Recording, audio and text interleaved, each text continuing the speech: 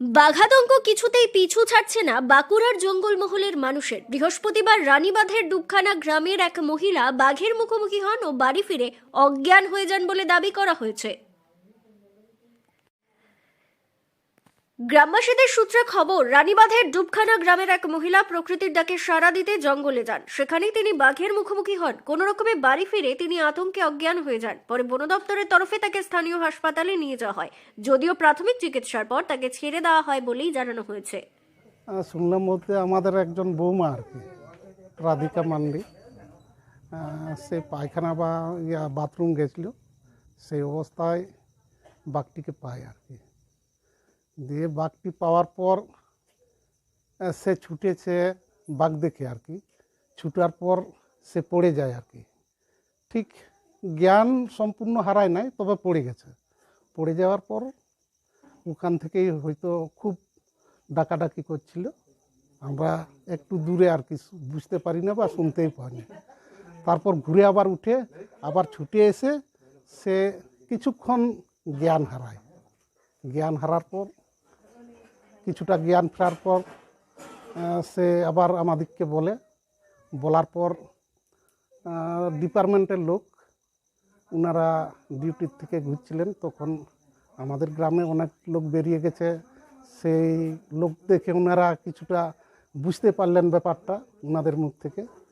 তারপর ব্যাপারটা ওনাদেরকে বলা হয়, দিয়ে ওই বৌমাকে হসপিটাল নিয়ে যায়, ওনারাই নিয়ে যায়, ওখানে ট্রিটমেন্ট করে আবার এনে দিয়েছে।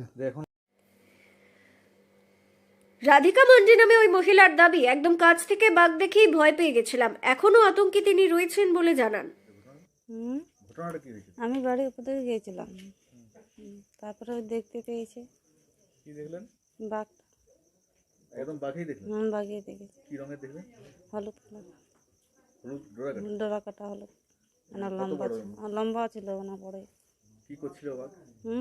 আমি বসেছিলাম, তো তারপরে দাঁড়ায় উঠেছি, ও আসছিল, তো ও দাঁড়ায় দিয়েছে আমাদেরকে তাকিয়ে। আপনি জঙ্গলে গিয়েছিলেন কি করতে?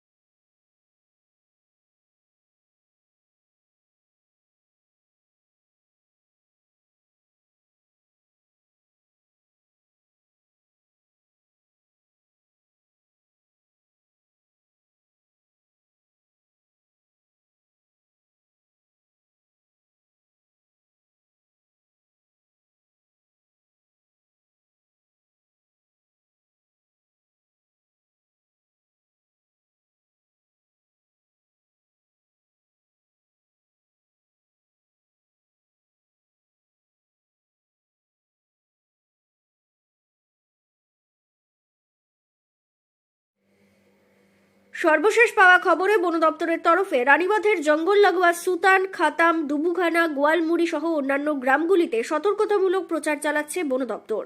ব্যুরো রিপোর্ট, দক্ষিণ বাঁকুড়া দর্পণ, ডুবখানা, রানীবাঁধ।